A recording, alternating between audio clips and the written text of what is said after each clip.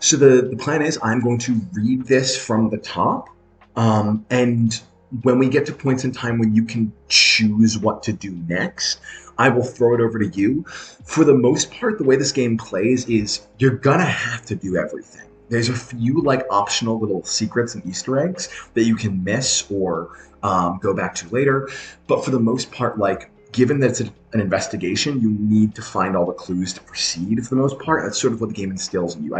I thought long and hard about doing like the whole like good end, bad end kind of thing, alternate endings, and I just don't think this game calls for it. I don't think this game needs multiple endings and missed endings and bad endings. It just doesn't really. It's not really the energy this game sets up. It's good to see you again too, Griff. Um, what else do you need to know before we start tonight? As you can see in the title, there's 3 chat commands I've added. In actuality, I've added a lot more than that, but one of those will tell you about the others. Exclamation point premise will tell you the basis of the murder mystery, which I'll be doing in a minute anyway. No, I don't think I will, because I'm just going to dive right in, and I kind of want it to come in flat. Exclamation point rules is going to tell you how tonight's working, which sort of is explained. And exclamation point characters will list off the characters you meet. And if you want to know more about any specific character, you can type exclamation point and then that name, and it will give you that character info. There are several characters, it'll say this on there too, there's several characters not on the list because they haven't been introduced, like from the top of the game, you're not supposed to know about them. They'll be coming in tonight. They like enter during the prologue. But when you meet them, if you hear their name, just be like, oh, I'm going to type that in. If you know how to spell it, just ask me and I'll tell you. That should be it. I'm going to try my best to keep up character voices for almost everyone. The main character, I'm not going to do a character voice for because I want it to sound natural. And because she's speaking like 50% of the dialogue is hers, maybe 30 or 40% of the dialogue is hers. Everyone else, I'm going to try my best to slap on a character voice. If you've ever played any tabletop with me, some of these characters might seem familiar to you. If it helps you not make assumptions, I have borrowed a lot of information about the characters I've like taken from D&D and stuff. And changed what I needed to change to make them fit into this murder mystery world. Even the city it takes place in is an altered version of, I don't know why there's a question mark there. Even the altered version of Merryroot City, where this game takes place, is an altered version of the Merryroot City I've used in my D&D. It's not the same place. The thing is, I'm thinking about it, but with the way I have it set up and the way the story flows, I really don't think it lends itself to that. As much as I love replay value in a game, this game doesn't. I don't think it is allowed to have it, because if you don't get the true ending, like the good ending, so to speak, it feels incredibly lacking and hollow by the end. You're like, wait, what happened? Any bad ending is going to lead you to automatically need to go find the first one. So if you leave secret endings in, you might be able to I could maybe squeeze secret scenes and secret information in, but not secret full endings, because otherwise it's going to be like huge parts of the game are going to be missed. Huge ends are going to be left loose. But I digress. Secret character scenes I could absolutely be behind. Yeah, I think I could swing that. And there are some of those already going to be in there where it's like you have like downtime between mysteries, because this game is heavily inspired by Danganronpa. During the downtime, you can choose what you want to do, and there are places you can skip, and there are that'll be the time to like find extra bonus information about characters. Let's do this, guys. I'm so stoked. I think the same thing about like. I'm gonna stand what I said, and I think it's just because of the style of the story I'm telling. It's not that kind of game. I don't think it can be. I'm all for like secret information you can find on the way through, but this game should be able to be explored to completion in the first playthrough. The second playthrough, if you do it, should be a time to go, oh my god, now that I know what's actually happening, this is wild. Because the whole point is that every bit of information is there for you from the beginning, and you just don't understand it. And then once you do understand it, going through it again is like, oh no. Because then you know what's coming, you know why it's coming, you know everyone's motives, you know the secrets behind the world and everything. So we'll see. Let's do this. I want to do it. I want to read. I'm going to try my best to keep up character voices. So what I'm going to do is I'll explain what two characters. A raid, Phoenix Firestar. Thank you for the raid. Um, oh my gosh. I just finished explaining what's all going on, and I do want to start, so I'm not going to explain it again. But Raiders, I'm about to do a live read of my murder mystery. You can use any of the commands that are in the title right now to get a little bit more information on what's going on. Phoenix, thank you so much for being here. Oh my gosh, everyone. Guys, I was not expecting this heavy of a crowd tonight. Thank you all for being here. I'm going to start. I'm going to do the best I can. Sorry, what I was saying. If there's a scene with only two characters, I'm going to give you who they are at the beginning and then just read back and forth like I'm talking to myself. And I'm going to try my best to do distinct enough character voices that who's talking is clear. If at any point you get lost, oh, Hillary, hello. Thank you for being here. That's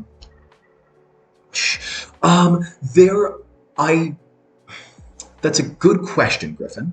I don't know yet. I know there are clues that hint, like, at the ending. Like, there's one clue I've written in already, which I'm not going to say what it is for spoiler reasons, which I know would, looking back, go, oh, that's why they do that.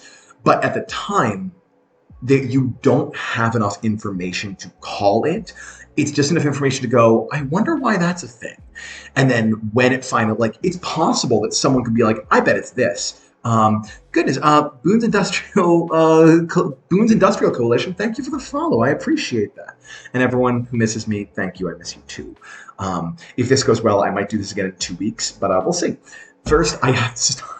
I'm going to be here. God, I could talk to you guys all night and just chat about the concept, but we didn't come here for concepts. We came here for mysteries. So we're going to start. I can't decide if I want to do the lo-fi in the background because it's almost not mysterious enough, but I don't think I have I would need a soundtrack this to do it properly. I'm going to leave it on. If it's really aesthetically improper, I'll turn it off. Let me know if it's bothering anyone. I'm just going to dive in. Here we go. I will also be reading like what we're seeing on the screen and everything like that. All right, cool. I love if you guys like it. Awesome. We see a barren, devastated fantasy world and a scattered collage of horrific monsters, mutated dragons, grotesque mountains of slime, so on and so forth. Occasionally, we catch a glimpse of something more human-sized, so we get an idea of the scale. All of these monsters are enormous. As the first monologue of the game progresses, we see the monsters rush towards the screen and away, like a camera is moving towards them, but just slipping by each side as they pass. You know, like those old star screensavers where the stars are coming at you, but with giant monsters instead. And we hear a female voice speaking out of body. The Harbingers. Monstrous creatures on a scale the likes of which nobody had ever seen before. Nobody knows where they came from, why they're here. But when thousands of them appeared nearly 25 years ago, the world as we knew it came to an end. Millions of people died in the first day. Those who survived struggled to run, to hide, or to fight, all with nothing more than a hint of success. But for all the bloodshed, death, and destruction, there were glimmers of light to be found. As the last of the Harbingers moves past the camera, only one remains. An immense living tree with blood-red sap leaking from 3 craterous... Oh, I need to change this. 2 craterous eyes. It's just the 2 eyes. I'm going to make notes for myself as we go. The city design does not fit. Maybe it will. I'm going to highlight this so I know to come back and look at it later. Leaking from 2 craterous eyes and a mouth of bark open and roaring. This is all visual novel style, by the way, guys. So, like, we don't see a lot of motion. We see flashes from image to image. Is sort of how it goes. Oh my God! If I only had the Caldmore Keep music, Griff, you were absolutely right. It would work perfectly. But it's the wrong laptop for that. I don't have it here. We hear the voice again. Adventurer used to be a popular career choice, and the best of them stood a fighting chance. We see a flash of light, then another. They grow more rapidly, and with each flash of light, a large piece of the tree's bark is ripped off. Some of the Harbingers were defeated, and their bodies became very clear signs for the others. Keep out. Stay back. This is a bastion of civilization, and your kind are not welcome. With a final flash of light, the bark is gone, and the tree stands, petrified into stone, unmoving, rooted in place. Such is the story of my home. Defeated by a legendary adventurer known as the Priestess, a harbinger in the shape of a giant tree became a safe haven for all who could reach it. Merryroot City. We see the surrounding landscape, war-torn and scarred, becomes isolated by a sphere originating at the center of Merryroot, the dead harbinger. A bubble that contains the city. And as the dialogue continues, we see life begin to thrive within that bubble. Grass grows, people arrive, color returns, buildings appear on the tree and the branches, as slowly the corpse becomes a city. Protected by a magical barrier created by the Priestess, Merryroot became the safest place in the entire world, for any who could get there. No monsters, harbinger or otherwise, are able to enter. And so, peace and prosperity reign throughout. We zoom in and we see a house on the top floor of the 4-story city. Looking out our window is our hero, Penelope Knifewit. It's a safe place to live here, build a family and hold out hope for a future. But for me, it's been a place to train and prepare for the outside world. I'm going to resurrect the dream of adventurers everywhere. If the Harbingers could be defeated before, they can be defeated again.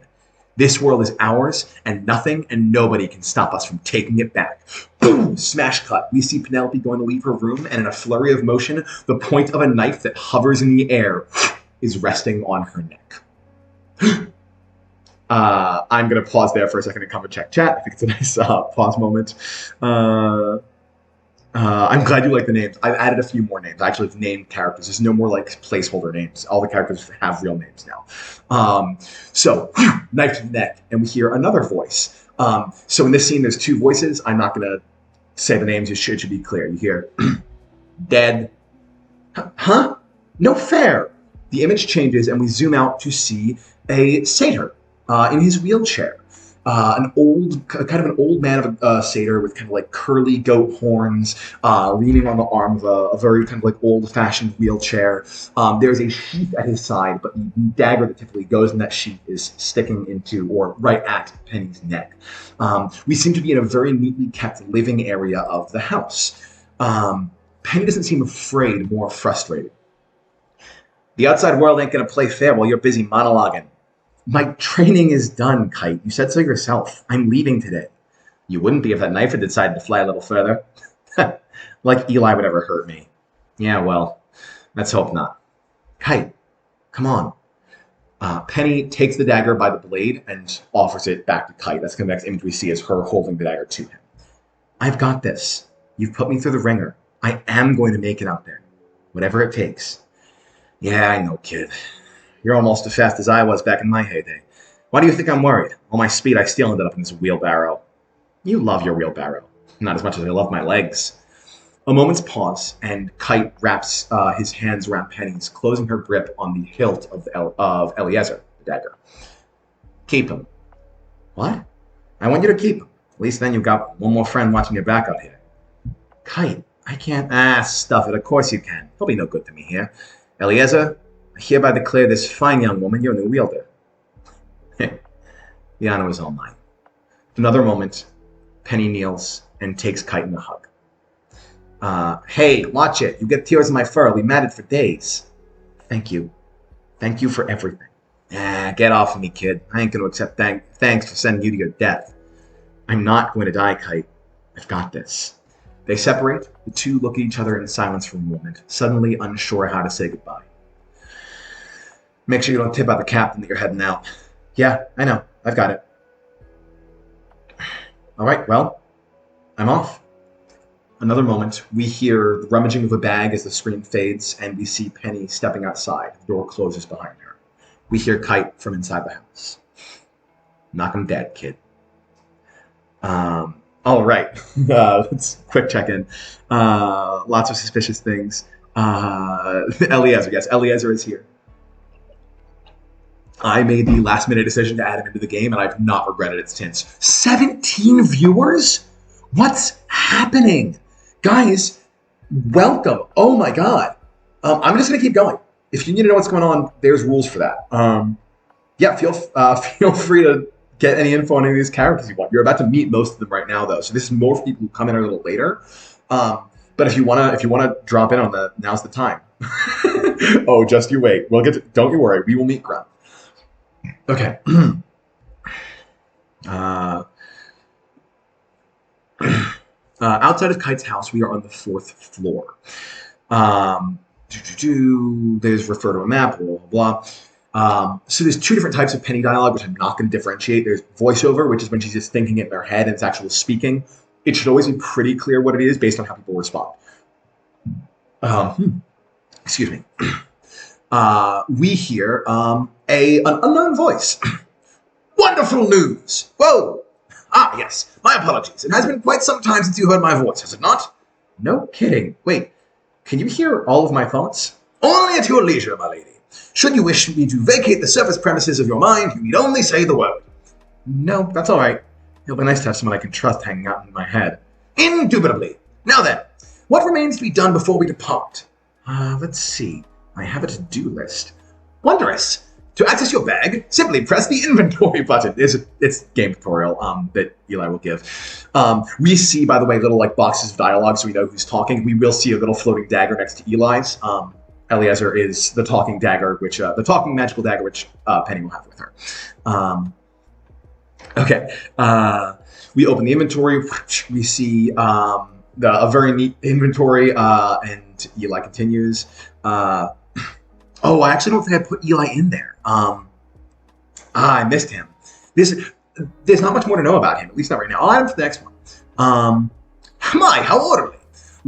Master Kite. Ooh, I'm going to check this. That should be, it says Lord Kite should be Master Kite. It's always who it refers to in the future. Master Kite could learn a thing or two from you. If you wish to examine anything in your bag more closely, simply press the primary button. Yeah. And then there's different dialogue for examining different things. This is not really huge, so I'm not going to like go into I'm not going to like give choices for this one because it's just like I'm going to go down the list. So when you examine the coin purse in your inventory, a purse with 47 gold pieces in it from the olden days when they were still used. I've collected them for people who don't really care about gold anymore. Maybe I'll find some merchants out there somewhere. When you examine your adventurer's pack, an old but sturdy backpack filled with useful tools, rope, torches, climbing spikes, and more. Everything a strapping young adventurer could hope for. And when you examine your to-do list, you also get a good look at the to-do list, so you see the things it says. But I'll go ahead and read Penny's dialogue for it.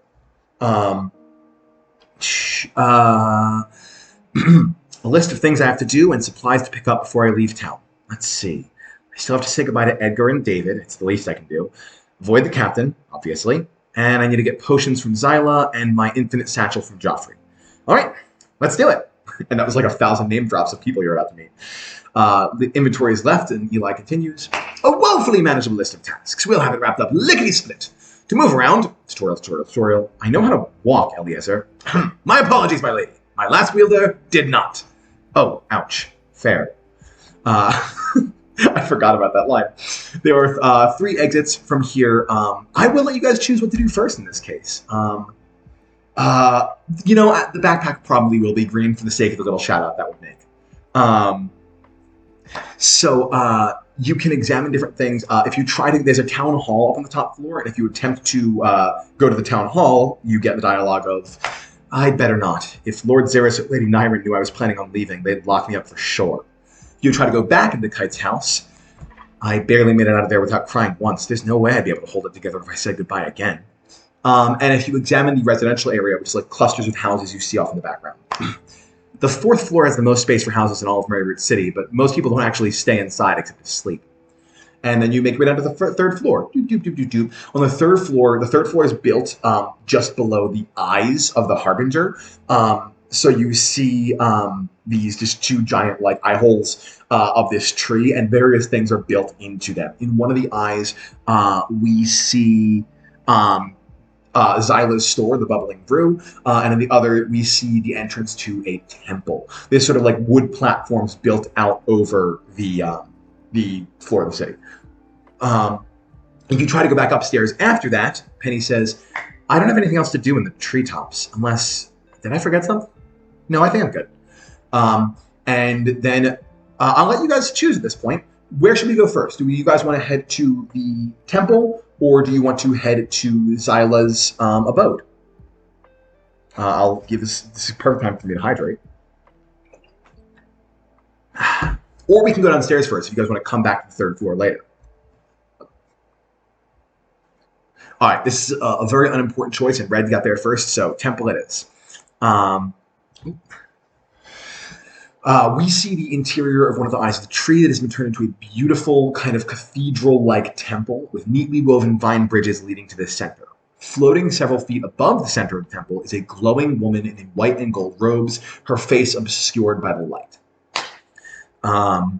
We will explore everywhere. Hey, Arya. We see a different angle, and Penny kneels down. Thank you for the blessings of your protection, priestess. Through your meditation, may Merryroot remain ever a safe haven. For everyone but me. What was that last part? Yeah! Penny freaks out as another person has entered behind her. We see a sort of dark but kind of very neatly dressed looking individual. He has sort of sleek blacks and grays, and there's like a very clear, obvious dagger at his belt, bow at his back. Kind of nice wavy shoulder length, like Loki looking black hair. In fact, you can actually imagine, if you would like to imagine Tom Hiddleston playing this role, you're more than welcome to. I just realized that now, but it's very similar. Lord Xeris, my apologies. Your Eminence, Oh, relax, Penny. Whenever you start with formalities, it makes me think you're up to something. Up to something? Me? Never. Yes, carry on then. I didn't mean to interrupt your daily respects. It's fine. I was just finishing up. Heading out? No, why would I be? I meant out of the temple. Oh, yes, of course, sir. It's a good thing you don't get to play it cool in front of the Harbingers. Penny, no one has come or gone from Merryroot City in years. Well, see to it that when things get too hot and heavy out there, you come back. Yes, sir. The screen shifts back to the primary temple view with Xeris stepping away. And you hear Penny voice over to Eli. Eli, why didn't you warn me Xeris was sneaking up? My apologies, my lady. I simply did not view him as a threat. Would you like me to alert you if anyone approaches without your notice? Yeah, better safe than sorry. As you wish, my lady. And then you can examine the priestess. I'm not going to reveal who's nice or what. I will say Xeris is not the absolute, terrible, unforgivable, irredeemable asshole that he is in my D&D games. But whether or not he's nice, I will not be revealing, Griff. Okay. And you can examine, if you try to click on the priestess, examining the priestess, you get the priestess, more casually known as Arya. She's been in meditation since the city was founded. I need to add something. I missed a... This is also an excellent time for me to edit in a way that's actually fun. And you can talk to Xeris again, at which point he goes, having second thoughts? My first thoughts have always been good enough for me. And then a voiceover of, I should really get moving. And then after that, nothing else to examine, so we go back to the third floor. And, hey, Jake, welcome. Oh my gosh. Jake and Bert, hello, both of you. Welcome. I don't know if you've been around here before, but thanks for coming. If you need to know what's going on, there's all sorts of commands, but I'm just going to keep going. Only place left to explore on the third floor is the Bubbling Brew, which is Xylo's place, so let's do that. Also, Bert, I'm sorry if I do know you and just forgot in general, but okay. Going into the Bubbling Brew, we see the interior of Xylo's shop. It has floating tables, shelves crammed full of magic mumbo-jumbo, shrunken heads, and puzzle boxes. Among the clutter is a wire cage covered poorly by a black sheet. Xyla stands at the ready, her face in a constant state of coyly delighted expectation. Xyla wears kind of very typical all black with slight green accents, raven black hair that's kept straight at all times.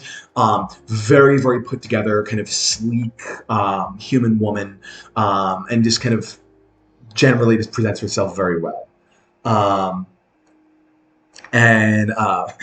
remember, Brian, you know what's in that cage in your game. I'm not saying it's the same here. I'm not saying it's not, but I'm not saying it is. Well, if it isn't Miss Knifewit. Xyla. And then that isn't actually dialogue, just entrance kind of stuff. So you can then examine the back door, the magical things, the cage, or talk to Xyla, of course. But we're going to start with just go in order to keep this easy for making it quick. She might be elven in the game. I'm painting her as human in this one.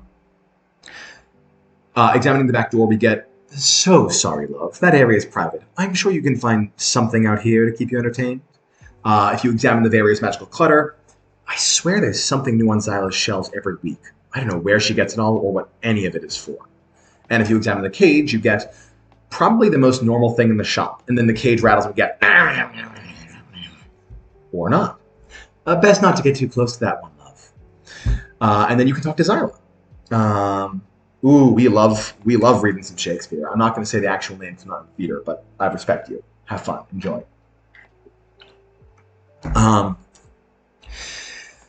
Good morning, Xyla. I was hoping to pick up some potions. You've come to the right place. What's ailing you? Oh, nothing. I just got a bit of a grudge then. I won't ask who. I've got this delightful little brew that... No. Grudges. You didn't even let me finish. Go on then. Delightful little brew that will make someone see the world upside down for an hour. Harmless little prank. No, I'm all right, thanks. I was hoping just to grab a few healing potions. Oh, how quaint. Why would you even need to make a potion like that? The upside down one? Why not? I've got potions for everything. Not like there's anything better to do in this town. Oh, you're right about that. Is that why you need your healing potions then? Finally getting out? That's the plan. I'm ready. I don't know that anyone can ever truly be ready for all of that. There's no one I believe is more ready than you. Thanks, Zai. Well, apart from Joffrey. He's absurdly powerful. Thanks, Zai. Shame about the curse, or he may already be out adventuring. You wouldn't have anything left to... Xyla. The potions? Yes, I get it. Getting an early start, I'll be just a minute, love. Don't you worry. We see the screen go dark, hear rummaging, bubbling, potion-making sounds. There you are. Half a dozen perfectly boring, highly effective healing potions. And we acquired 6 healing potions. There's always little game dialogue to pop up every now and then. I really appreciate it. I'd owe you one, but you get really creepy about that. Oh, you do know how to break a woman's heart, Miss Knifewit. See you around, Xyla. You'd better hope so. You leave. There's nothing else to be done in Xyla's shop. I might need to go back and add in... Later on, I started adding in the first time examination dialogue, and then what happens if you examine something again. I need to go back and add that in. I'm just going to quickly write that. So I have that for later. Great. All right, down to the second floor. Once you have accomplished the second floor, I believe there's special dialogue for trying to go back into the third floor, but maybe not. So, on to the second floor we go. Here on the second floor, this is right in front of the mouth of the Harbinger, which has been turned into a prison. There's all these giant bars in front of it and kind of keeps it nice and locked up. It currently sits empty. And you can also walk around the back of the tree to see what's behind there. There is something back there you'll need to explore as well. So, examining the barracks. Oh, and there's right next to the prison, there is a guard station like the barracks, where we see 2 guards sort of flanking it. They're just sort of nameless, faceless guards. They're not relevant. And once you examine the barracks, we get, better not. I only visit Grunt if something's wrong, and I don't want to spend the morning making up excuses. And if you examine the prison, that's where I'd wind up if Grunt or Nyron found that I was leaving. I think I'd be the first person ever to get thrown into prison here. Oh, no, there was that one drunken night with Edgar, but that's on him for downing a full bottle of Moon Ale. And then if you head around to the other side, you find Joffrey's assorted merchandising. Because I couldn't write a fantasy video game and not include it. But also, he's wound up being an excellent character for this. I've thoroughly enjoyed having him in the game. You head inside. Joffrey's shop is neat as a pin with no wares on display. There's a door in the back, a fancy table with a golden urn, and of course, Joffrey himself, a half-elven man with flowing red robes gilded with blue, kind of this golden blue floral pattern around them, all sorts of fancy bedazzled jewelry, and just generally just the most flamboyant and fantastical looking half-elf you've ever seen. Now, there are different bits of dialogue depending on what order you do things in. But I'm just going to go through the most interest. No, I guess it's all interesting. It just has little differences here and there. So we're just going to go through it. If we examine the urn, you get This is where Joffrey accepts his payment. Not that there's been a need for an exchange of gold in the last 20 years. Always Hill. Whenever I describe him, it's always based off the costume made by you. I will do this one. Hang on. Did I mess this up? I might have messed this up. I forgot a line. Because as soon as you come in and you see Joffrey, he gives his welcome adventurer to Joffrey's Assorted Merchandising. How can I help you today? Which will give flashbacks to anyone I've played D&D with, I'm sure. If you choose to examine the back door before the dialogue starts, Joffrey goes, seriously? I do my whole intro spiel like a professional and you make a beeline for the back door? Where are your manners? Where's the respect? And if you examine it again after that, he goes, oh, now I know your is trying to aggravate me. I don't mess with keep out signs, so this is the last warning. Ixnay on the or day. And then if you examine it again, you get, well, don't say I didn't warn ya. And we see flash of light. And after the flash, we see nothing seems to have changed at first. And we just hear, there, have we learned our lesson? And we just see a sheep dressed as Penny go, meh, good. And Penny's turned back into a normal person. Penny goes, I'll never get used to that. Then stop messing with my stuff. And if you try to examine the door again, you get, I probably shouldn't. I think I still have some wool on my clothes. There is some alternate dialogue. If you have that afterwards, you can still get turned into a sheep. You can still get the sheep dialogue. But you will only do that once. Well, I fell in love with that fabric and that image of him. I have not seen Gilmore, no. But I've been doing Joffrey for a long time, and I'm not going to change him now. I don't know if I'm going to voice him or not, and if someone else voices him, I will let them have a bit more free reign with it. But who knows? We'll see. Okay, dialogue. Speaking to Joffrey. Adventurer, huh? Word travels that fast? Like anyone else bothered stopping by today. No, I can just see that glint in your eye. All too familiar, like a dog digging up a bone. Well, you got me. Today's the day. I'm heading out. Hell yeah, sister. Better kick some ass before you get yourself killed. I'm only planning on doing one of those things. Why? You don't want to kick ass? Ha ha.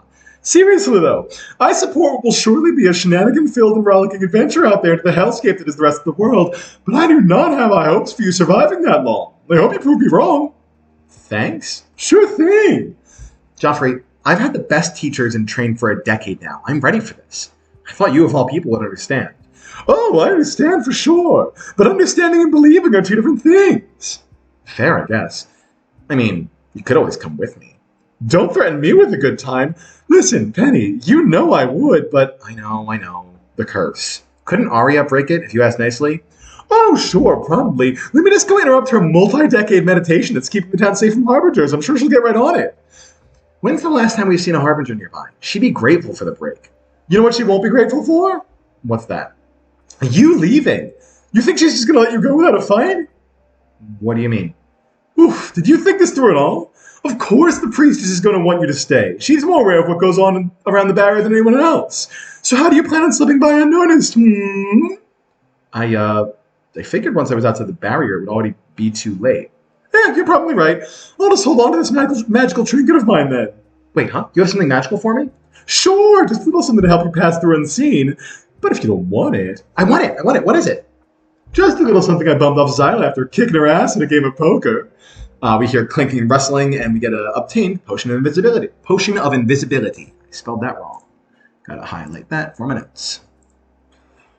Wondrous! When you acquire important items, they'll be added directly to your pack. Thanks, Elliot. Potion of invisibility? You're the best, Joff.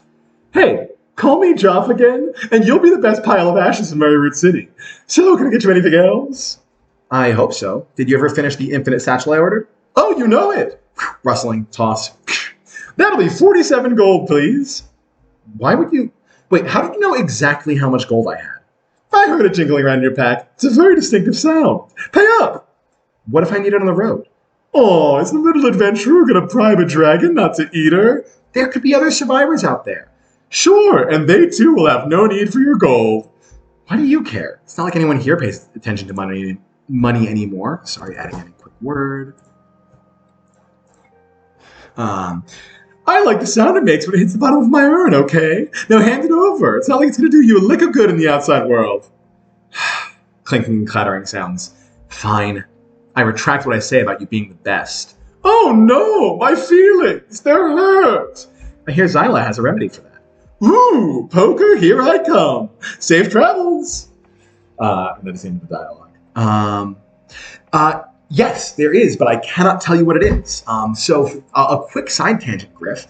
A quick side tangent because of what Griff has mentioned. In D&D, Joffrey doesn't talk about the curse. He, in fact, explicitly avoids talking about it. And the curse in D&D is also a slightly different one than the one he has in this. The reason he doesn't talk about the curse in D&D is because it does prevent him from adventuring. And he believes if people know about it, people are going to try to like break it and get it back into it, and it's just too much of a hassle. Since everyone in this world is already anti-adventure, he's not worried about that kind of being an issue. So he is proud of it. He's like, oh, if I didn't have this curse, I'd be out there kicking ass. As for where it came from, what it's doing here, it is different in the game than it is in my D&D sessions. So there's a curse that's been mentioned a few times. It was insinuated by Zyla and confirmed again by Penny. Apparently, Joffrey has some sort of curse. It's unclear exactly what it is, but it's the implications are that he can't leave the city because of the curse, or he can't adventure because of the curse, or both. It's kind of unclear, but it's intentionally unclear. We learn more about it later in the game. Thanks for re-upping the premise. Okay, let's dive back in.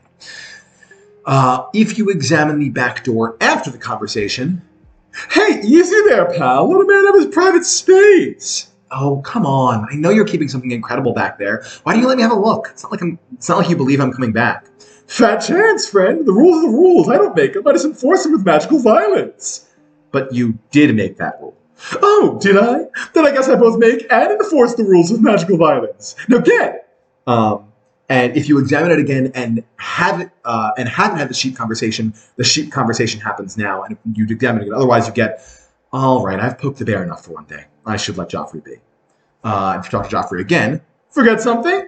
No, just take one last look before I never see you again. Enjoy me while you can! I like that line. I'm gonna highlight it because I think I have someone else use something similar later, and I want that to be a distinct character thing. When you're writing for a dozen plus characters, keeping all of their voices unique is incredibly difficult. If you try to talk Joffrey again, you get, I've flattered Joffrey enough for one day, I think. And that's all there is left to do on the second floor, so we get onto the first floor. All thick roots and broken ground. There's not really much level area down here, and the only area that is level, a tavern is built atop, with a big sign that says the Safe and Warm. The Safe and Warm Tavern. In the distance, we can see some farmlands with like crops kind of growing and a cobblestone path that leads out of town. If you examine the path, you get, I'm not ready just yet. I should check my to-do list to see what else I need to do. If you examine the farmland, there aren't really any farmers living here, so everyone takes turns planting and sowing. I guess necessity makes farmers of us all. And then you can go into the Safe and Warm Tavern. We see the tavern's interior, a lovely little place with a trapdoor barely in view behind the bars, tons of drinks and barrels, stools, tables, etc., etc. And we see behind the bar the most devilishly handsome man we've ever seen. He's got one of those fantasy tan tunics where it's like a V, like a deep V kind of a thing going on. Like it could lace up, but who's gonna lace that up? With like a nice kind of brown coat with like some poofy sleeves over it. Really well put together kind of guy. Very clearly just like hottest man in Merryroot. He's sexy and he knows it. Brown hair tied back in a ponytail. Just generally good looking sort of dude. Maybe blonde. I don't think I actually have any blonde dudes. Maybe I'll make him blonde. I'll make him more Fabio. Who knows? So yes, if you were to check the to-do list right now, you would see get the infinite satchel from Joffrey, checked off. You would see get the potions from Zyla, checked off. You would see avoid Grunt, which is still open. And then you would see saying goodbye to Edgar and David, which is the other person you see here. You do see... So behind the bar is we see this kind of handsome man, and we see another kind of very innocent-looking man, kind of like sitting there with a white and blue tabard, and like a little like kind of shield leaning up next to the wall that he carries around with him, even though he hasn't needed to in years. And it's very just like hands folded in his lap, with a like clear cup of like water, like the most just like innocuous, like the most do-gooder you can tell by the way he's sitting. If you examine, we are now saying goodbye, which is the last thing. If you examine the trapdoor, the trapdoor to the cellar, I've helped Edgar get barrels up from there more than once. It's a pain in the ass. If you examine the door, the kitchen is sacred to Edgar. Nobody sets foot in there without an explicit invitation. And whether you talk to Edgar or David, you get the same conversation. It's all three of them. Yes. Oh, yes, Jay, I did put David in this game. Yes, he is the wholesome being you know. Different characters, obviously some things are different, but he is as wholesome as you remember. See, the thing is, writing a fantasy game, I've had so much... the best way to keep voices different is to use characters I already knew. Some of these characters are new, but like Edgar, some of you may know Edgar as the shopkeeper of Knick Knack Paddywhack, Edgar Everglow. I've moved him to be the tavern keeper instead because he serves the role I need there better, and I wanted Joffrey in the game as well. Anyway. Oh boy, I'm going to try to do these three voices. These aren't super different, so it's me mannerisms more than anything. All right, hang on. Time to get my acting chops on. Oh. Okay, there we go. Ooh, my back is something else today. Hey, Edgar. David. How's it going? It's going fine. Thank you for asking. That's David, for those who aren't sure. Always better with you around, sweetheart. And that's Edgar, for those who weren't sure. Now, I think we've got the three different character dynamics set so far. So, always better with you around, sweetheart. Well then, I guess I'm going to have to be the bearer of bad news. Oh, Penelope. You don't mean... I do. Well, I'll be damned. You really are all grown up. Yeah, because I was such a baby when we first met. You know what I mean. Sorry? What's happening? I don't, understand. How should I put this? Don't. With the screen shifts, we see a kind of like side panel with like Edgar arm has kind of from behind the bar, arm around Penny and like pulled her away from David. And we see David like craning his neck from the back, trying to like listen to the conversation. And we hear, poor David isn't going to take this well. Let me break the news to him later. If I don't, he'll wake the whole town. Yeah. Tell him I'm sorry, and I'll miss him. You got it, sweetheart. Be safe out there. I'm going to miss you. I'll miss you too, Eddie. What's happening? Is this more grown-up stuff that I won't understand? The screen shifts back to the previous one. There will be the VOD later, Brian. Thank you. Oh, thank you, Patrick. Thank you for hanging out while you could. And I hope you swing by later as well. Again, right now I feel great. I'm adrenaline hyped right now, so I'm hoping to go for another 2 hours. I would love to get through Act 1, but I truly don't think it's going to happen. Thank you for the hydrate. Screen shifts back to what it was before. David asks, is this more grown-up stuff I won't understand? And then Edgar goes, it sure is. I could talk you through it, though, if you like. And David very sheepish, oh, no, thank you. I don't mean to pry into your personal affairs. As long as you two are happy, I don't want to, I'm not implying that I don't want to be happy. I just think that, David, breathe. It's fine. Okay, thank you. Sorry, thank you. All right, I'm heading out. Okay, goodbye. See you soon. D&D's turn. So, well, hey, maybe I'll raid into you then. It'd be a good time to raid from a fantasy story to D&D. Okay. See you soon. Penny goes, yeah.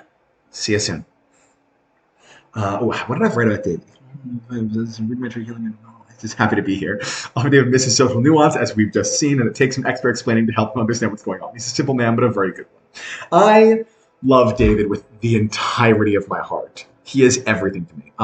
A-R. E-D-G-A-R. Okay. If you try to do anything else at this point, once you've finished your to-do list, if you try to go back up, if you do anything else other than leave at this point, you just get, I should go.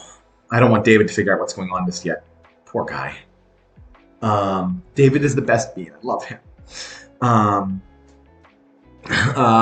When you leave, it takes you back up to the first floor. Oh no, sorry, that's in the tavern. It's examining things. If you try to go to higher floors, you get. Let me see. Nope, that's it. I'm set. My to-do list is done.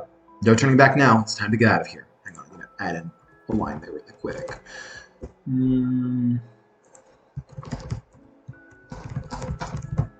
There we go. If you try to go back to the tavern, after everything else is done, you get go back up before the.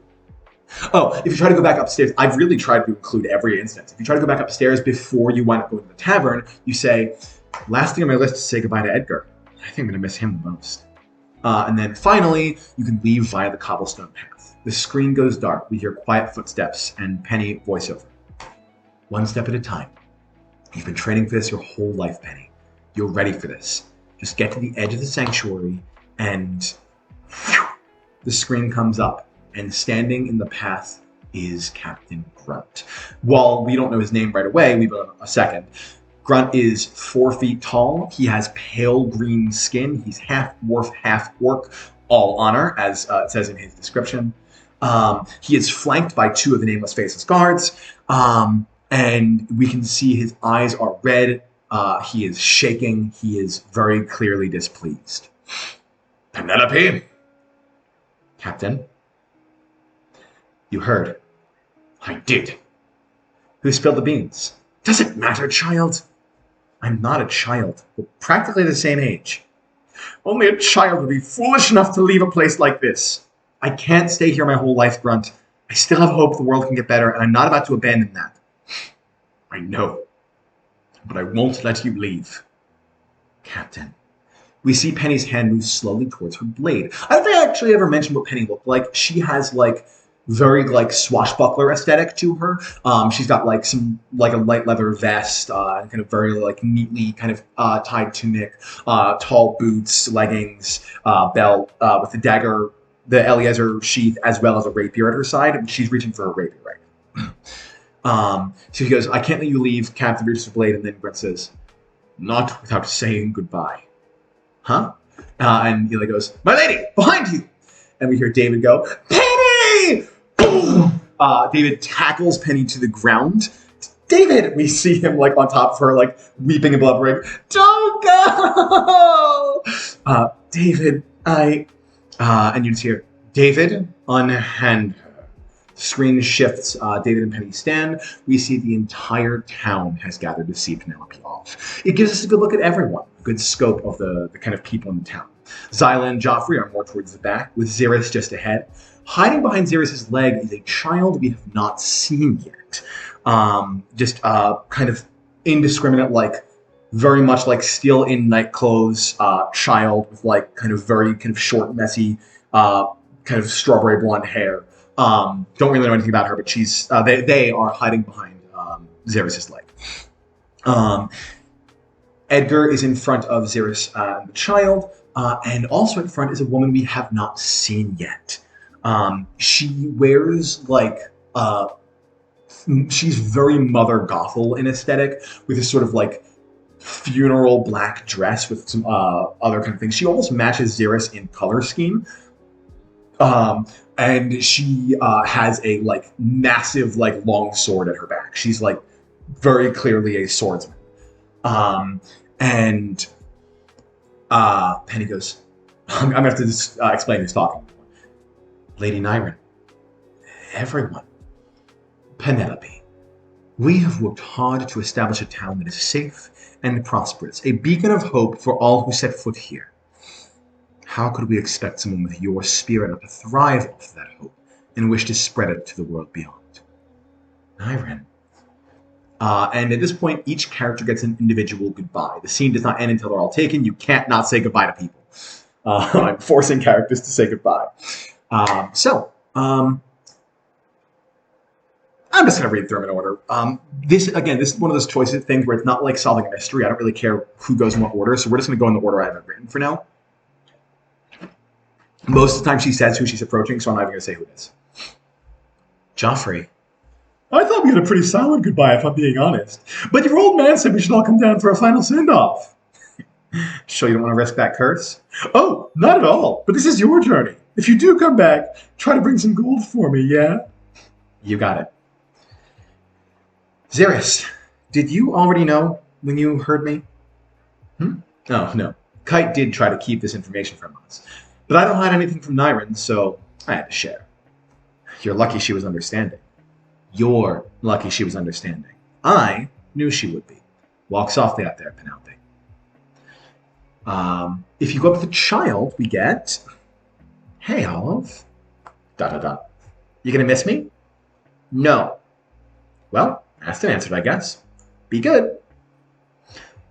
And Xeris kind of leads down. Olive, what do we say when a friend of ours is leaving? ... Penny, voiceover. Olive seems distracted by the sky. Not much new there. Even getting the one word out of them is something special. Olive, it's fine, Xeris. Take care, Olive. I'll see you again someday. I know. Zyla, any more potions for me to take on the road? None that I can offer without a favor, love.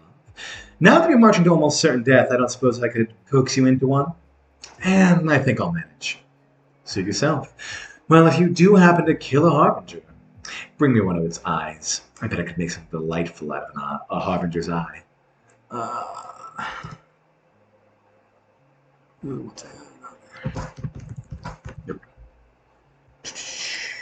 Gotta make my edits. If it has any eyes, I'll make it happen. David. I'm coming with you! David, you can't. I can! I have healing magic! I can keep you safe! I've been training for this for a decade, David. I can't risk your life. You're happy here. I'd be happier with you here, too. I know. But I have to do this. You can see David on the verge of tears. Come on, buddy, bring it in. Just fully weeping and sobbing as he gives Penny a hug. Going up to Edgar. Our last goodbye did feel a little rushed, huh? Oh, certainly. I'm glad to have the chance to take another run at it. If I know you, you'd rather we got our goodbye in private and for a bit longer than some passing words. You say that like you wouldn't want the same thing. It's been a long time. Maybe when I get back. You'd better get back. I will. Going up to Grunt. You sure you don't want to arrest me? Of course I want to arrest you. Do you have any idea how few people I get to arrest? Just the one? Exactly! And it was ages ago. Not to mention if you were in prison, then you wouldn't die at the hands of the Harbingers. A noble sentiment. I just... be careful out there, all right, Penelope? I'll think about it. And going up to Lady Nyrin. I thought for sure you'd have me locked up. To what end? You'd make a break for the border as soon as we let you out, so it's either let you rot in the Harbinger's mouth for an eternity, making me the bad guy, or send you out to act as a cautionary tale so that others don't make the same mistake. Well, your faith in me is touching. I didn't realize the making me the bad guy line when I gave her the Mother Gothel aesthetic. I really did lean into that. Your faith in me is touching. Your faith in yourself is childish and suicidal. Goodbye, Lady Merryroot. And thank you. Once all of the goodbyes are done, there's a rushing of air and the sound of metal on metal. Ching! Everyone looks on as they see Penny has drawn her rapier and has deflected Kite's wheelchair, which has come flying at her. Hey, there you go, kid. We see Kite dangling from a vine that hangs down from one of the branches of Merryroot City. Open Hand having thrown his wheelchair, and then we hear rummaging and shifting, and we see Kite hits the ground, kind of taking a knee, because he is unable to stand. Hey, Kite. Hey. You hug me again. I'll sucker punch you so hard you can't breathe right for weeks. You got it. We hear the rolling of wheelchairs. Screen shifts to add in Kite being in the chair. What just happened with my volume? Is weird. These headphones are odd. So Kite's seated in the wheelchair, and we get goodbye, kiddo. Goodbye, Kite. The screen shifts again, and we hear various calls of goodbye from various people in the town as Penny walks towards the threshold of the sanctuary. And with that, My adventure begins. Look out, world. I'm coming for you. And this needs to get cut.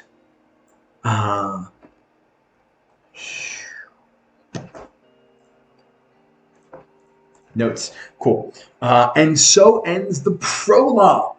And we move on to Act 0. I forgot, I broke the prologue up into 2 parts. There's prologue, which is that, and Act 0, which is the tutorial, A Life of Adventure. On that note, quick bathroom break. I'm going to refill my water bottle.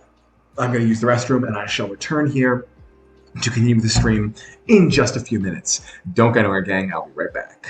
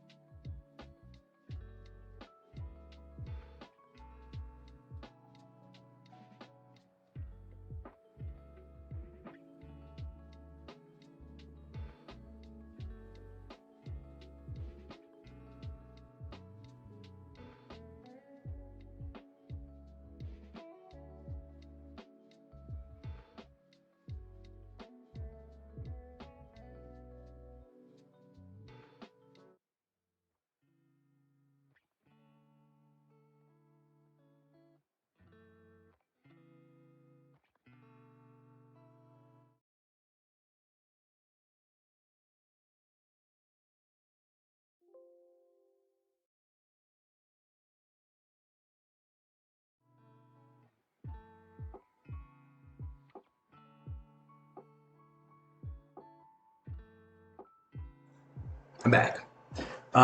Jay, if I didn't miss you, goodbye. Thank you for hanging out. I really appreciate you being here. I feel like say. Oh, so this might be TMI, but I got one of those like ear pick things where it's like you actually see a camera and like go into your ear and get earwax out. I had to return it because it did nothing for me. It was not good, and it didn't do anything.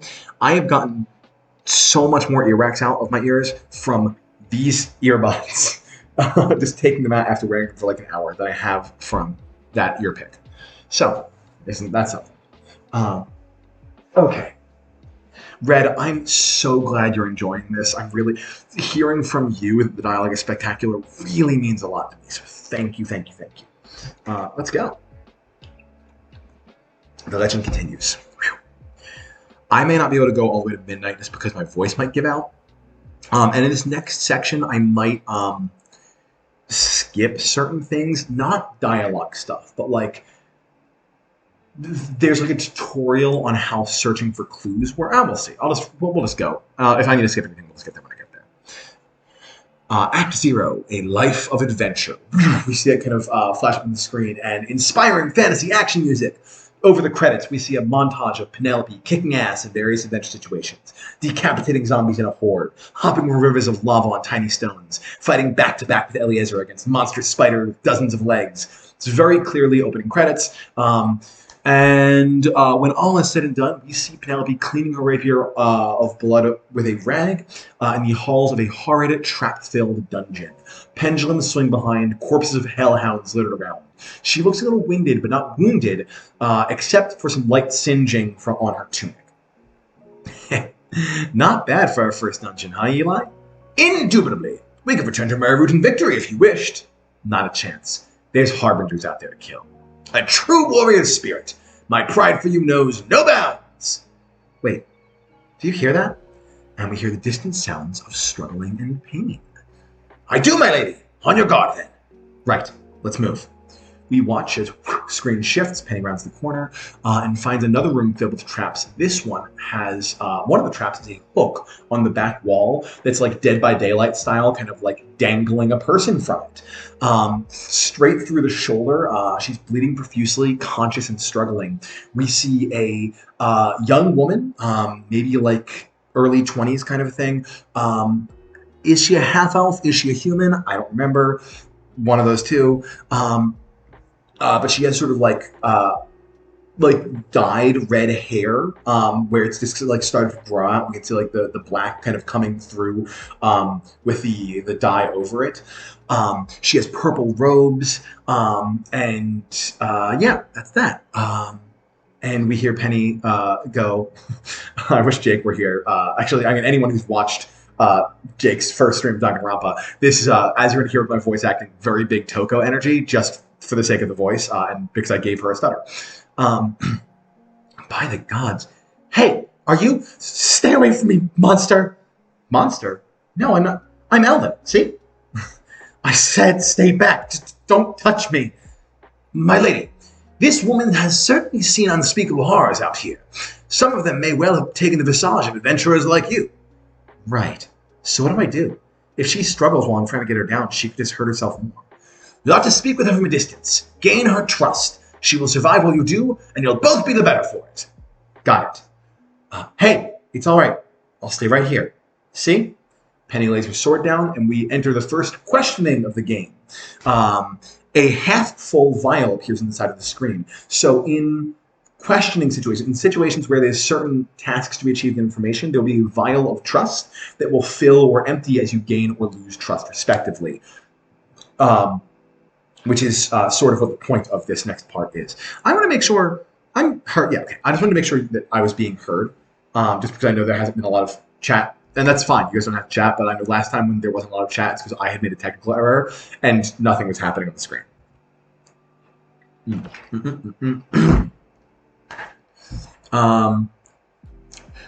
When you speak with a person, it is effortless. But if you have a goal, Eli explains the vial thing I just told to you. I forgot he literally explains it. I'll not do that anymore. I'll catch myself. So, in this case, because it's the tutorial, all three dialogue options lead to a trust up. There's no like give and take with this one. So I'm not gonna like give you the choices. I'm just gonna do them in order because it doesn't matter what order you pick them in for the tutorial. See, look, my weapon is down. I'm not gonna hurt you. Like you couldn't have a weapon hiding somewhere else. You're clearly helpless right now. If I wanted you dead, I wouldn't need to hide a weapon. I'd just kill you. Trust up. I know I'd just kill you is a weird thing to get trust up, but it was kind of the message behind it. My name is Penelope Knifewit, but you can call me Penny. What's your name? Why should I tell you? Has a monster ever made small talk with you before? No, I guess not. See? Off to a good start. Fine. Fair point. Trust up. And I know somewhere safe you can go if you let me help you. You're probably just going to throw me in a pit of acid. You already fell for one of these traps, so I wanted to hurt you. I'd just leave you here. This could be psychological torture. Look, if you just want to hang there and starve, suit yourself. But I really am trying to help you. Trust up. Trust max. The vial shatters. Dramatic, like, game mechanic stuff. Okay. Fine. Get me down. Just be careful. Got it. Take a deep breath and try not to move too much.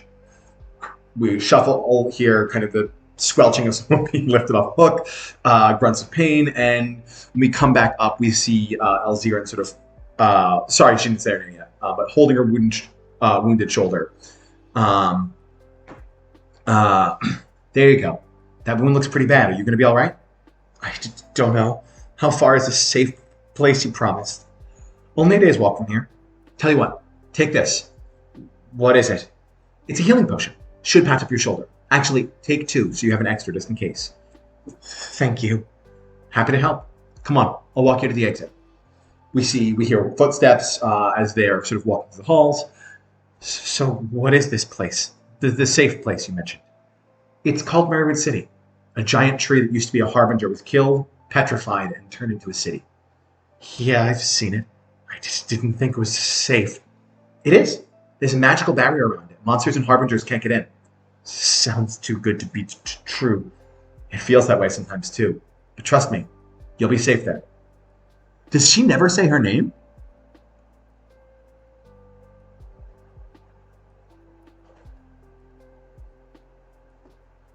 I'm going to go ahead and...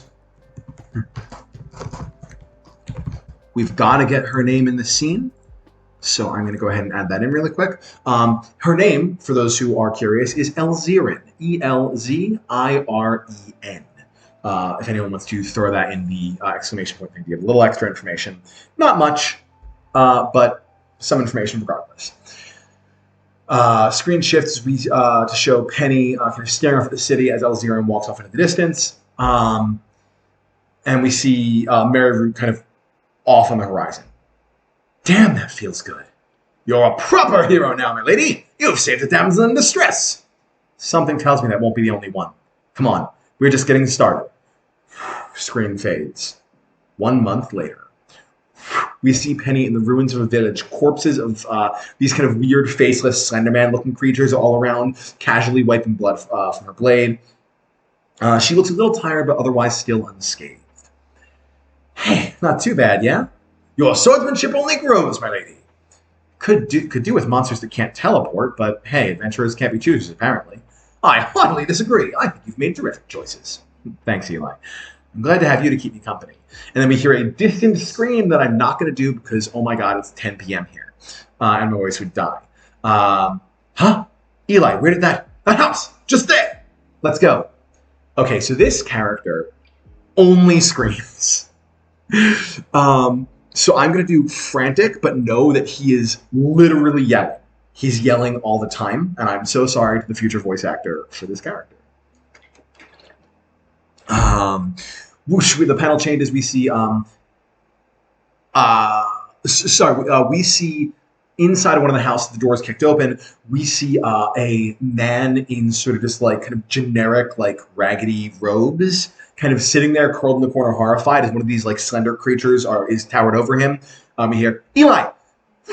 We see Eli hit the creature in the back, straight through the heart. Lets out a shrill, inhuman shriek. And the screen shifts to see this person still cowering, and Penny stands nearby. Made it. Are you all right? Another survivor? Who are you? Where did you come from? Oh, God. Here we go. This poor man seems to have been through it. Be patient with him, my lady. We enter the next questioning phase, which appears similar to the first. So this one, you'll see what the lesson is as we go.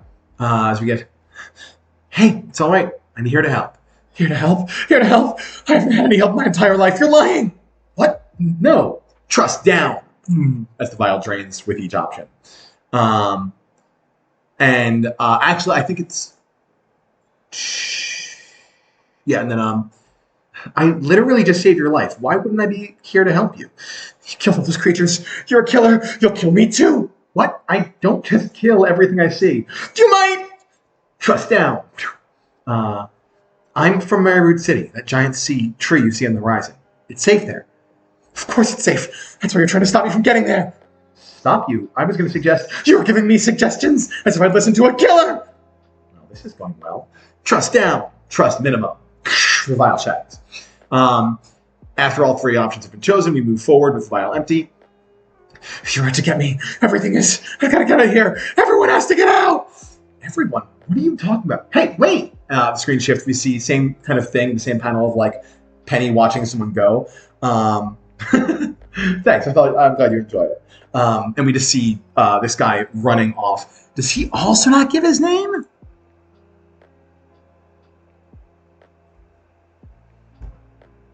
All right, his name is Rogo, R-O-G-O. That one makes sense for him to not give his name, but I'm gonna find a way to shoehorn it in there.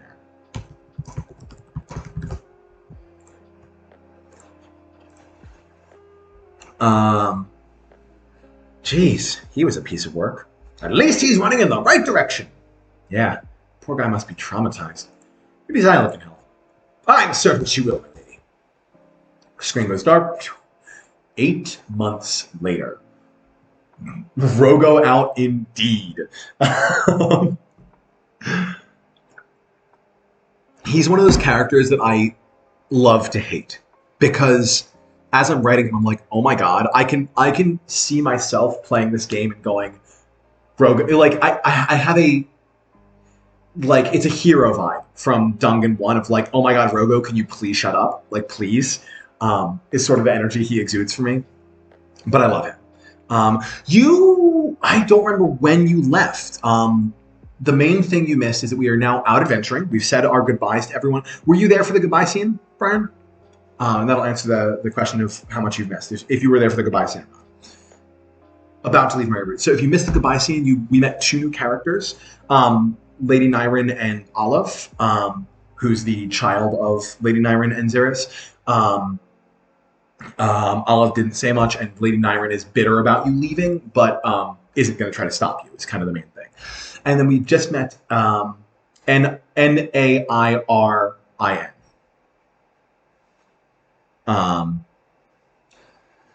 If you needed the spelling of any of these, you can just do exclamation point names. We've also just met Elziren, which is Elziren, who is, Elziren, and then Rogo, who we just met. And that will actually catch you up on everything you've missed so far. And I'll keep going. 8 months later. The screen fades up to show Penny panting, out of breath, sitting atop a 30-foot-high beetle covered in stab wounds. The beetle, not Penny. She is, as usual, unscathed, though she's changed into robes rather than her usual adventuring gear. She looks incredibly exhausted. This may have been your greatest quarry yet, my lady. Yeah, still not even close to the size of a harbinger. This is getting... Eli, I don't know how long I can do this. Do not lose hope, my lady. I am more certain than ever that you will succeed. We haven't found a survivor in months. Just some more adventuring gear and way too many monsters. I can't be the only one out here, can I? Of course not, my lady. But perhaps a stop back in Merryroot City to give yourself a proper rest? Yeah, that might be a good idea. What's the matter, my lady? Look there. The screen shifts. We see a sort of dead tree, and sitting next to it, we see another woman. Very young, sort of closer to Elziren's age, like late teens, early 20s. Sort of a strawberry, there's like red hair, wearing simple robes, sort of like the last survivor we met. Just kind of very, very plain looking person. Unarmed,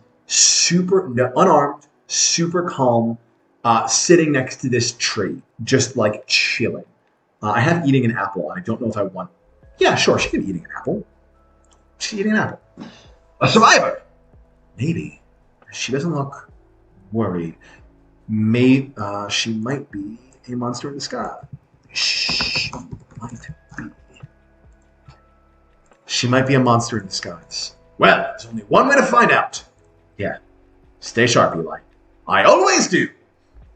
The screen fades. Footsteps. Man, I don't know how I feel about the fact that we are now like a few dozen more pages in, and I still haven't made a joke funnier than Eli pointing out that Kite didn't know how to walk.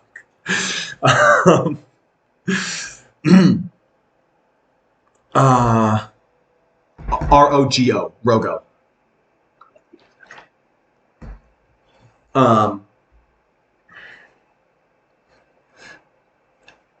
So we fade out, we fade over to, there we go.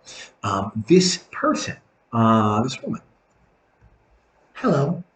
Hi. You don't seem too surprised to see me. I'm not surprised to see anything anymore. I'm just glad you're not trying to kill me. My lady, for your consideration, it may be time to try out that watch you have obtained. Good call. New game mechanic. As the conversation screen opens, a pocket watch appears in place of the trust vial. In sharp words at the center of the screen, we see a flash. Interrogation. There's a sharp contrast between Penny on one side of the screen and the new woman on the other. The Watch of Insight allows you to predict how a conversation will play out before you so much as speak a word. It takes a good deal of time to regain its magical energy after use, so be sure to only use it on important conversations like this one. If you do not obtain the result you wished for, the watch will let you attempt the conversation again. Be mindful, however, the watch can only turn back a single minute of time. If that minute elapses and the conversation isn't complete, I might get to change that based on how I use this later on. We're just going to say a few minutes of time to make it. The watch can only turn back.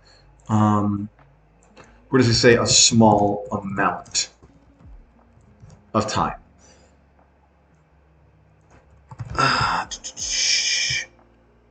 If that time elapses and the conversation isn't complete, you'll be sent back to the beginning to try again. Continue this loop as many times as needed to reach the desired outcome. Let's do this. And this is the interrogation mechanic. Okay. The chat's been pretty quiet right now, so unless anyone is like dying to interact, I'm just gonna read through this, and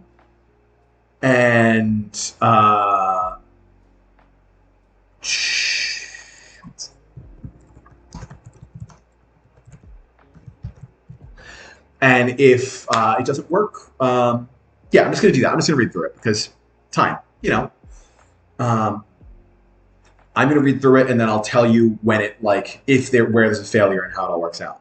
All right, great. We're gonna have her ask, "Who are you?" Pretty rude to ask about first introducing yourself, don't you think? Huh. Why are you so calm? I don't see a reason to be concerned.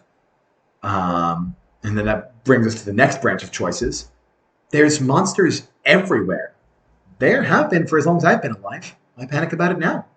And then it bounces back to the first choice. What are you doing here? Eating an apple, enjoying the view. What are you doing here? And that brings us to rescuing you, obviously. At this moment, doesn't seem like I need rescuing, does it? Bounce back to the first choice. You can't ask, what are you doing here? And at that point, if you take all those choices, it warps you back because you are out of options and you haven't gotten anywhere, so you have to go back to the beginning of the conversation. So if you start with, say, why are you so calm? I don't see a reason to be concerned. Do you have somewhere safe to stay? In my experience, I've been safe so far. No need to fret about it now. Yeah, because I've been killing all of the monsters in the area. Do you plan on continuing to do so? And then you can say, of course. Well then, I have nothing to worry about, do I? And then that's a failure restart. I could die and then you'd be out of luck. That's true, but it sounds like you should be more worried about yourself then. That's also a restart. Or you can say, I'll keep killing monsters, but I'm on the move. I won't be doing it here.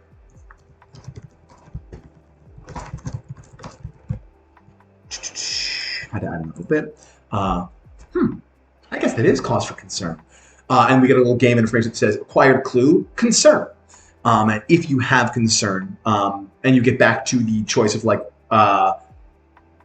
what are you doing here? And she says, eating an apple, enjoying the view. What are you doing here? And you can go to choice 4. You can say, I'm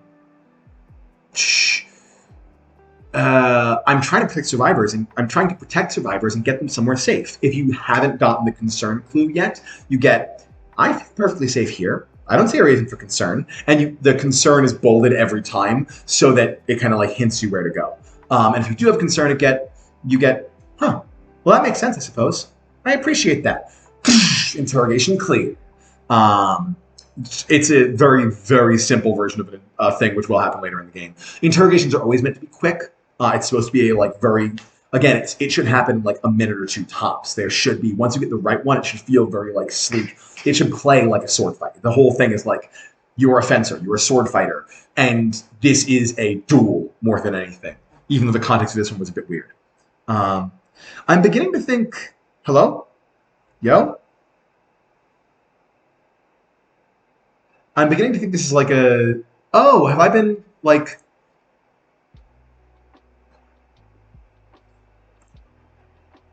I feel like I'm being trolled. I don't know. We are being trolled. Cool. Are any of my mods here? Because I don't personally mind the the hate comments, but I would like them to not be here, guys. If you want to not be kind, I don't know what to tell you. I'm gonna keep going. Unfortunately, I am not logged on to do this myself, so we're just gonna carry on. We've got a couple of folks here, a couple of different usernames that all appear to be probably just one person or a couple people working together. I can't because I'm not actually logged into Streamlabs, and it won't let me log in, unfortunately.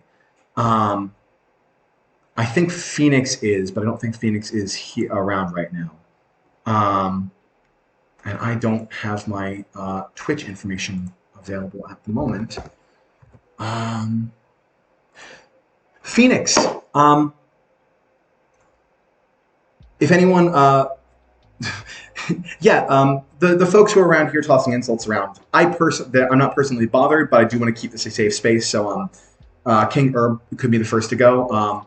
And also, if you want to scroll up, you can see the other ones. They all kind of chimed in at the same time. So if you guys would like to thank you, I appreciate.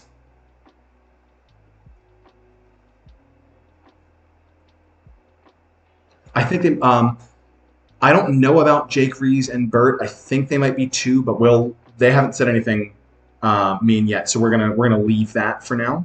If they decide to chime in with anything other than saying yo or yo my dude, we'll give them the axe too. But Phoenix, thank you so much. I very much appreciate your mod work. The thing is, I am not logged into my Twitch on Streamlabs. I don't know how it works, but I cannot use the Twitch chat right now. So I'll have to take care of that later. I'll take care of it for next time. Phoenix, you're much appreciated. Thank you for being here. I'm so glad to have you around. Again, like, those were perhaps the least effective insults I've ever seen. That was nothing. But, yeah, I know you'd think, right? But here we are. Did my audio stop? Oh, it's just because the track's changing. Anyway, there was nothing, but nonetheless, keep it a safe space. So thank you, Phoenix. Much appreciated. Oh, you're the best. Much, much appreciated. I'm going to keep going now because I've still got time. Okay. Anyway, at this point in time, the thing is cleared and the interrogation is successful. The woman stands up and says, I'm Miles, by the way. Penelope. You can call me Penny. A pleasure to meet you, Penny. You said you knew somewhere safe nearby? Yeah, Merryroot City. That big tree off in the distance. You really weren't worried at all about all the monsters? Well, I guess I was. But it's all I've ever known, you know? My mom always talked about it, time before monsters overtook the world, but I never saw it for myself. So I try my best to stay hopeful and stay calm. That's a pretty incredible talent. Where's your mother now? I don't know. I'm sorry. It's all right, but I think I'll head to Merryroot now. It sounds like all that hope wasn't for nothing. Yeah, be careful on your way. Will do. Take care, Penny. You too. Screen fades down. 2 months later. For those who are keeping track of time, I believe it's been 11 months now, or just over 11 months. It's intentionally close to a year.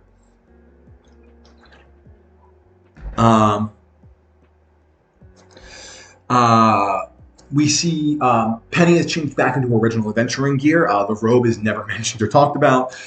Just a change of costuming. We see her walking a dejected through a stone corridor, reading a map. Chin up, my lady. You live to tell this tale. I know. I was just hoping I'd actually be able to kill a harbinger, not just get lost inside of one. You shall, I'm quite certain. You need simply find some other magical instruments of destruction, and you'll no doubt be able to penetrate this one's stone heart. Yeah, I hope so. Hey, have we been down this path already? I thought this map was magical. Maybe it's just broken. I do not believe so. Perhaps the corridors of this place simply shift as the harbinger moves. Hang on. Screen shifts to a room full of clutter, bookshelves and papers, fireplace, bedroll, etc., etc. What is this? Is someone living here? It would seem so. But where are they? Hello? Let us search for them, my lady. Absolutely. I'm sure something here will tell me where they went. Your intuition is legendary, my lady. Remember, If your eyes fail you, you need only stand still a few moments, and your instincts will kick in. And then you get game info. Intuition will point you to clues you may have missed by slowly navigating your cursor towards them. This is not traditional for a point and click. So the next line is, if you want to turn this feature off, you could do so from your inventory. It's basically just a mode to like, hey, if your mouse isn't moving, there's nothing else to discover on this screen. So it's sort of like a nudge in the right direction for those who want it. Bold words at the top of the screen. Investigation start. Excuse me, goodness gracious. And there's different things you can investigate. So, again, for the sake of this, I'm just going to keep going because I think as much as the interactive part is fun, this is still just tutorial stuff, so we're just going to keep going. Oh yeah, this game is fully inspired by the Nonary games and Danganronpa. So many of the elements are like things from that. I might change little things like the investigation start and things like that. But it is, the mechanical feel is very much intentionally the same because I love that. It's my love letter to them. Okay. Whew, rough back day. So you can see this is not particularly riveting stuff. It does talk about game mechanics. I'll just read through it. It's fine. We're making good progress. Hydrate. Don't mind if I do. You can examine a stack of books that's on a desk. Most of these books are so damaged they're illegible. Hey, wait, this one's a journal. What does it say? Looks like it belongs to someone named Calidum. But any pages with writing on them have been torn out. Puzzling! Acquired Cal's journal. You can examine Cal's journal in your inventory, which gives you, hey, look, the page behind the torn part has some imprinting on it. I can't make it out. Maybe there's a way to see it a little more clearly. Acquired clue, imprinted writing. Well spotted. Clues can be examined in your inventory, just like items. Sometimes these wonderful little insights will point you in the right direction. Sometimes they'll be required to make any progress at all. If you're at a loss for what to do next, be sure to peruse your collection of clues. I hate that rhyme, but I'm not changing it. Will do. That has to be said tongue-in-cheek. Because of the rhymes. Be sure to peruse your collection of clues. Will do. Hello, Dr. Dick's Respect. Welcome. This is a bit deep into the stream, but feel free to enjoy. Feel free to take premise if you need to know what's going on. Hope you have a good time here. Come hang with us. If you examine the imprinted writing, there must be a way to see this writing more clearly. Perhaps it has something to do with what you already possess. Sometimes the possessions you carry can be joined with one another to serve a greater purpose. You can select an item with the secondary button in inventory to teach you how to combine items. There's a wooden chest. If you examine the wooden chest, you get a locked. It's surprisingly sturdy. And then there's a key to be found later, which is other dialogue, which we'll get to in a second. If you examine the bookshelf, this is a treasure trove of old books. I don't know if any of them can be salvaged, though. Unless... Acquired Strange Journal. Right now, I'm not too worried about inventory, because inventory is just going to be like... It's stuff that is very, very brief investigation. So you have Cal's journal. We just got the Strange Journal. I don't think anything else just yet. Down in the Strange Journal, looks like it's written in another language. Do you think we could translate it somehow? Perhaps. Acquired clue, forgotten language. And then immediately you get, not every clue will aid in your investigation, my lady. Some will even be present simply to distract you from what really matters, or to lead you to falsified conclusions. Be on the lookout for red herrings, and be sure to focus your attention where it is needed most. As you may have assumed, no charcoal yet. As you may assume, the forgotten language is a red herring. The clue is irrelevant. It is just there to teach you about red herrings. And then if you examine it, it's more red herring clues. And if you, up on top of the bookshelf, there is a key. You get a rusted key. You use the key on the chest, and then this key should fit. Let's see what we've got. We see a chest full of gold. Whoa! Joffrey will be thrilled. Let's gather this up. And then at the bottom of the chest we see, is that Charcoal? Might as well grab that too. And if you examine the charcoal, you get some thin pieces of charcoal. Excellent for making copies of handwritten notes. And then you could, of course, combine the charcoal with the... so then you have to get blank parchment. You basically combine that in 3 ways. You combine blank parchment with the journal, with the charcoal, and you get...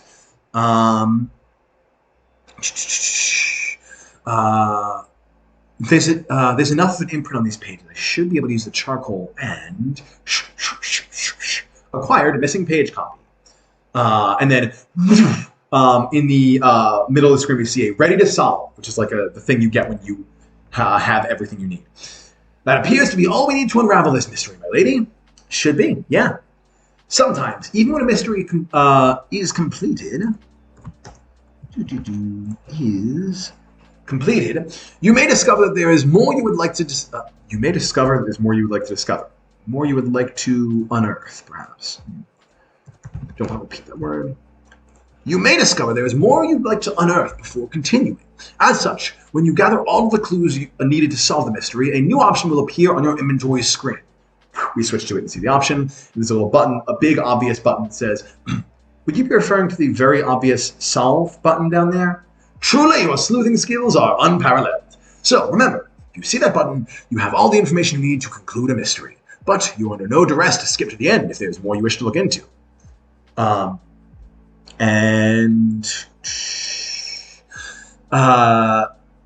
Examining this. This was, I'm going to read this out because this was just examining the missing page copy, but basically this should happen when you click solve. Let's see. As the days wear on, I tire of my life here. I have accepted that I will never escape this labyrinth and resign myself to pass away peacefully on the nearby balcony. Overlooking the world I may never set foot in again. I shall follow the right wall until I find this place again, and there await my demise in peace. How very melancholy. Do you think this Calatum is still alive? Only one way to find out. Let's hurry. The screen fades. We hear quick footsteps. The screen fades fades up on a balcony overlooking the world from the inside of an immense stone golem hundreds of feet in the air. Leaning against the wall, we see an incredibly old man, cane resting on his lap, asleep leaning against the wall. Oh, wow. Now that's a view. Screen shifts to Penny kneeling, hand on Cal's shoulder. Excuse me, sir. Are you all right? Eyes flutter open. What? Am I dead? Not just yet. Come on, buddy. Let's get you out of here.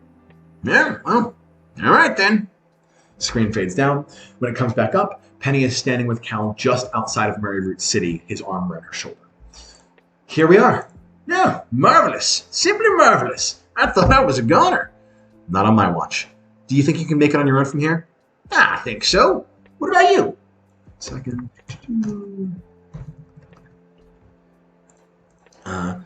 I'll be getting along soon. I want to spend a little more time in the outside world before coming home. Suit yourself, young lady. I'll see you soon. Count on it. Cal fades from the screen. Penny turns to look over the world. Well done, my lady. Are you going to return to pay greetings to your old friends while you're here? Yeah, but not quite yet. Why ever not? I don't know. Reminiscing, I guess. We sure have had the adventure. We have indeed, my lady. I'm glad you were here with me. Hey, Eli? Yes, my lady? If I go back out again, are you still with me? Till the end. I'm glad to hear it. I say we spend a few more days out here, maybe make one more pass for survivors, and then head home. At your command, my lady. Screen fades. 1 week later. Eli is very much a lovable being, and I truly adore him.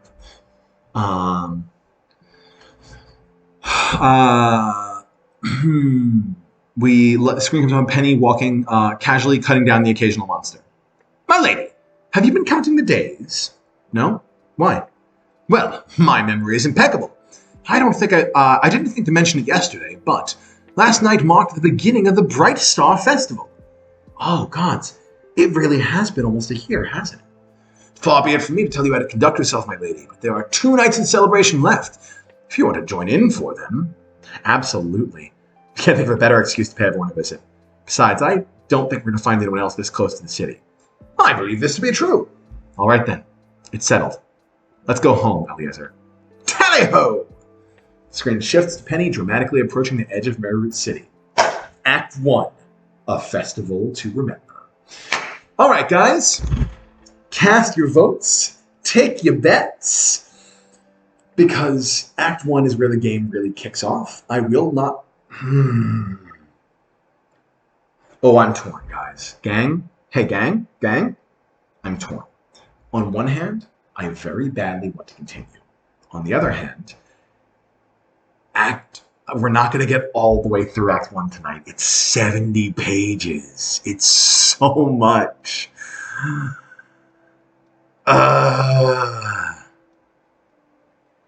Before I continue, I'm going to continue. I'm not stopping. I'm not.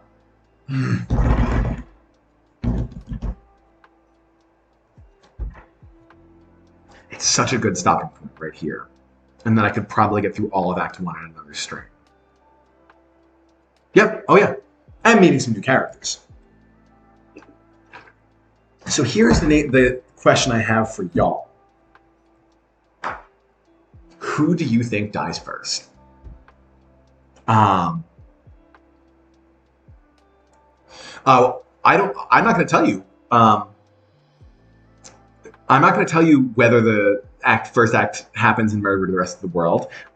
I can tell you it starts with Penny returning to Merryroot. You know what? I at least want to get...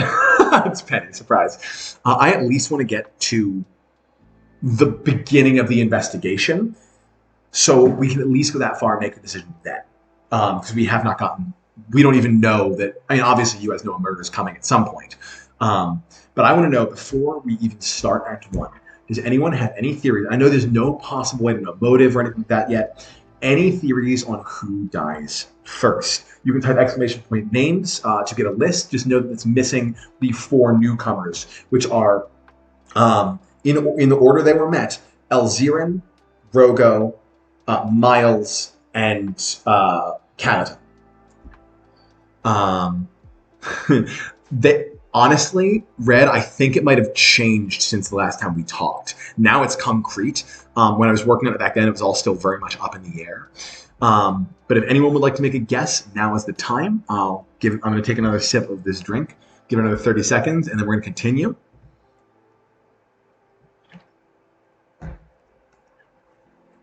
Oh, characters, not names. My bad. Thank you, Hill. All right, we have a vote for the priestess dying for dramatic effect. Is the priestess not on the list of names either? The priestess should be on the list. I'll add it. So I'm adding in the priestess, not Olive, is a vote. That's fair. You can vote for not Olive. That's a much easier game, is to guess who's not going to die. Eliezer. Yes, the magic flying dagger dies.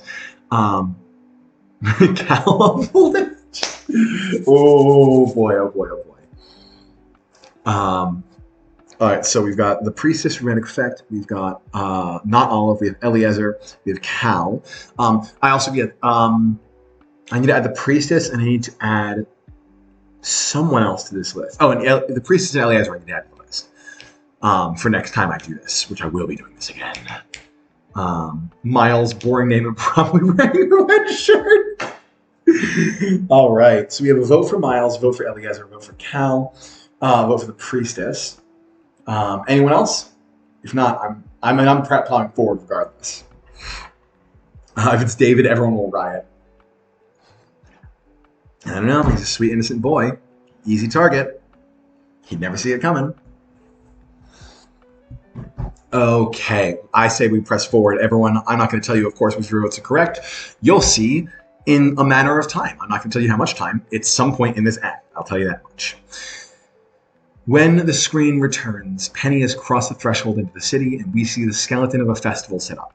In the farmland near Merryroot, tables and decorations adorn the place, dishes of food not cleaned up from the night before. But there's not a soul in sight. Eerie music begins. Hello? Huh. Not quite the welcome I expected. Where is everyone? A fine query. Maybe I inspired them all to go out adventuring? On the whole, unlikely. Yeah. Let's look around. Indeed. player gains control. The only thing you can do right now is go to the first floor, but you can either look at Merryroot from a distance, you can examine Merryroot, or you can examine the festival. Examining the city from far away, you get Merryroot City. It looks smaller than I remember. The outside world seems to have given you some perspective, my lady. And if you examine the festival decorations, which is like a table with some little flags hanging, lots of food and stuff in mass, it goes, they clearly started the festival last night, but where is everyone now? Perhaps they all stayed up too late and are still asleep? Maybe. When the players move to the first floor proper, we see a group of people, most of the town, gathered in the distance. Hey, there they are! Must be playing some kind of game. Footstep sounds. Hey! Hey everyone, I'm home! The screen shifts as we hear the footsteps of Penny approaching.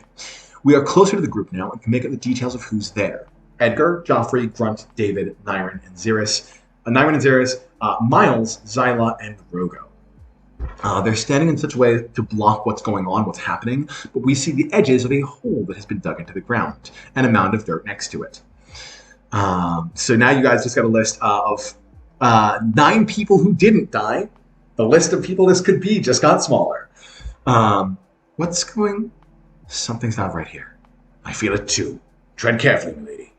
The screen shifts again and the group is now fully approached. Nobody looks happy. Grunt has clearly been crying. David is in shock. Nyron and Xeris look grim. Even Joffrey has lost his jovial smile. Something which I would point out, because I would like to give you guys a fair chance at figuring out this as we go. So any clues that can be discovered. We see the graphic for Grunt has changed in one small way, and there's a bandage around his right hand.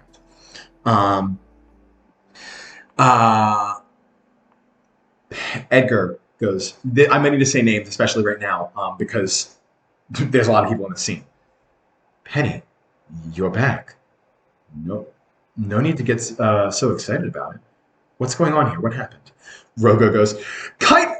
And there's a flash of light, and Rogo knocks flat on his ass. Joffrey has a wand out. He's unharmed, but Rogo is startled and dazed. Easy, Blabbermouth. Show some respect. Joffrey, what the hell? He's fine. There's a way you... It's all right, Joffrey. Penny, walk with me a moment. No, stop. What's happening? Tell me. We hear footsteps and Penny moves towards the hole. Penny.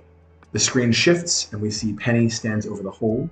She looks down and we see what she sees. Lying on a bed of flowers is the motionless body of Kite. It has been made to look presentable, but there are clear signs of bruises, wounding, and bloodied clothing. His twisted, broken wheelchair is in the grave with him. The music grows dark. What? No, this is impossible. I'm so sorry, Penny. I know how much Kite meant to you. I don't understand. How could this happen? Who did this? Lady Nyron. Nobody did this, Penelope. You don't just get to come back here accusing... Bullshit, nobody did this. Look at him. He was attacked. Somebody... and Rogo screams, He fell! Kite fell from the top of the city, screaming all the way. Hey, Rogo? For once in your life, read the room. Fell? Xeris. Yes, we all heard it happen. Zyla. And I checked. His wounds are consistent with hitting some branches and then the ground. Nyron. I'm truly sorry this is the news you came back to, Penelope, but I'm glad to have you back nonetheless. We all are. Yeah, Edgar. Kite would have wanted you to be at his funeral. No. Penny? Flashback! Woof! It's the mentor. If anyone, now the real guess can start here. If anyone wants to guess, obviously, who and also why, because those are 2 questions which will be answered throughout the act. But right now we see a flashback where Penny and Kite are balancing on a narrow branch, fencing. Ha! Ha! Ha! Why do you always make so much noise when we spa? I don't know. Ha! Seems appropriate, don't you think? Very fence-y. And what if you have to fight a monster that only knows where you are through sound, eh? Huh? And I guess I'd... Stop. Would you? Prove it. Clinging and clashing. Oh, this is killing you, isn't it? Ting, ting, ting. Sword fighting intensifies. Ting, ting, ting, ting. clang, and a skid. Kite! The screen shifts as Penny rushes to the edge of the branch. We see her holding onto Kite's chair, but Kite isn't in it. He's down on the next floor, dangling from a vine which he has carefully caught himself on. God, Kite, I told you we shouldn't be training here. Don't be stupid, kid. I know this tree like the back of my hand. I wouldn't go anywhere where I didn't trust the vines. You scared the hell out of me. Hey, you don't want me to fall? Don't kick my chair. Unbelievable. Come on, let's get you back up. Shuffling and rummaging. We see the two face-to-face back in the branch. Thanks, kid. And hey, notice something about when I fell? Huh? Oh, very funny, smartass. Flash forward. No, this wasn't an accident. Xeris, how can you be so sure? Because even if Kite were falling, he wouldn't scream. Oh, don't be... Nyrin, oh, don't be ridiculous. Penny, look, I'm thrilled you're back. Really, I am. But let's give Kite a proper burial. We can discuss this over drinks. Absolutely not. Nobody put a speck of dirt on him. I beg your pardon? I'm trying my best to do character voices. Most of these aren't too important. The camera shifts. We see Penny and all watching her intently. She looks determined. My mentor was murdered. I was outside of the sanctuary, which means I'm the only one who isn't a suspect. So I'll be leading the investigation to find out who did it and bring them to justice. Anyone who resists or goes against the investigation is only implicating themselves further. Nyrin. Oh, gods. Penny. Does anyone have a problem with that? There's a moment's pause, and then... Hell yeah, sister! If someone in this town is getting all murdery, I'll help you find them! Zyla. I admit it's more interesting than just an accident. I won't stop your investigating, love. Xeris. Suit yourself. David. I want to help too. For Kite. Grunt. If you're confident this was a malicious incident, I'm on your side as well. Rogo, shouting to the heavens. Town hero Kite has been murdered! Penelope Knifewit to lead investigation! Nyrin. Fine. Do as you must. But know this, Penny. We pride this town on safety and comfort. All of this talk of murder will cause a great deal of unrest. If you're wrong, there will be consequences. I'm not wrong, and I will find the one behind this. Investigations start. And so begins Act 1.